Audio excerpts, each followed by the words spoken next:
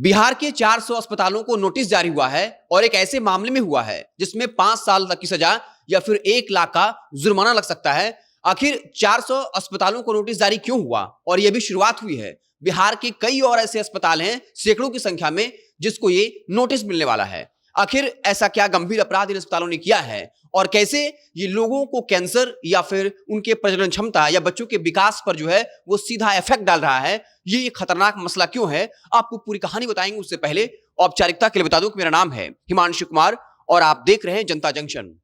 कई बार बायोमेडिकल कचरा को बहुत हल्के में लिया जाता है क्योंकि बिहार के तमाम अस्पताल बायोमेडिकल कचरा को कहीं भी जो है फैला देते हैं। उसके लिए नियम होता है कि अगर उसे जलाना ही है तो वो 1000 डिग्री सेल्सियस से ऊपर एक स्पेशल मशीन में जलाया जाता है। अगर कोई यूं ही उस बायोमेडिकल कचरा में, जैसे जो मेडिकल में इस्तेमाल होते हैं कचरा, उसे अगर यूं ही जला दिया जाए तो ये कैंसर जैसी गंभीर बीमारियां पैदा कर सकता है। महिलाओं के प्रजनन क्षमता पर, पुरुषों के प्रजनन क्षमता पर असर डाल सकता है, यानी उन्हें बच्चे पैदा करने की क्षमता ही खत्म कर सकता है। और दूसरा, जो अपने बच्चों के विकास के लिए तरह तरह की बातों का ख्याल रखते हैं, ये ध्यान रखते हैं कि उसका खाना मिस नहीं होना चाहिए, लेकिन इस तरह के कचरे के गलत तरीके से बाहर में फेंकने से या फिर एक नॉर्मल आंच पर आग लगाने से इस तरह के खतरे पैदा करता है, जहां बच्चों के विकास दर को ही रोक देता है। और ये एक्ट इतना खतरनाक है कि ये गंभीर अपराध है और इसके जुर्म में पाए जाने वाले जिम्मेदार अधिकारियों को 5 साल तक की कैद और 1 लाख तक का जुर्माने का प्रावधान है। और अब बिहार नियंत्रण प्रदूषण बोर्ड ने बकायदा 400 अस्पतालों को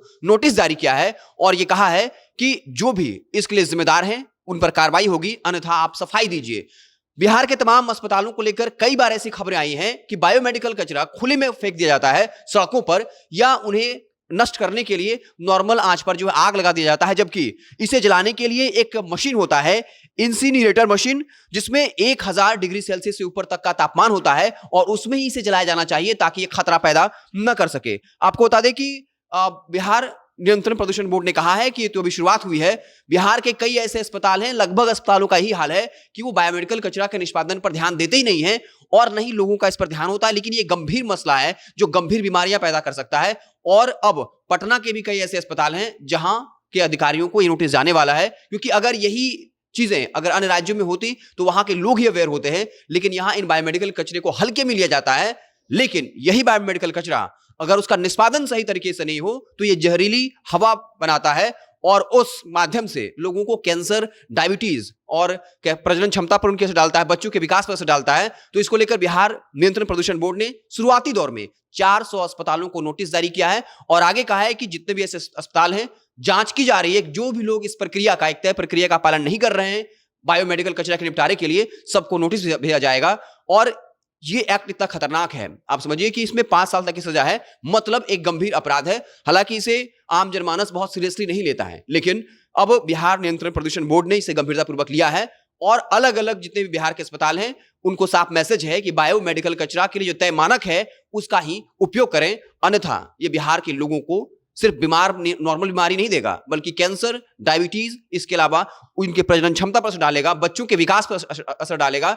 और जब बच्चा ही विकास सही ढंग से नहीं कर पाएगा तो फिर कह सकते हैं कि ये एक बहुत बुरी बात होगी। इसके लिए बिहार नियंत्रण प्रदूषण बोर्ड ने बाकायदा साफ तौर पर मैसेज दिया है कि जो भी इसके जिम्मेदार अधिकारी होंगे उनको बख्शा नहीं जाएगा।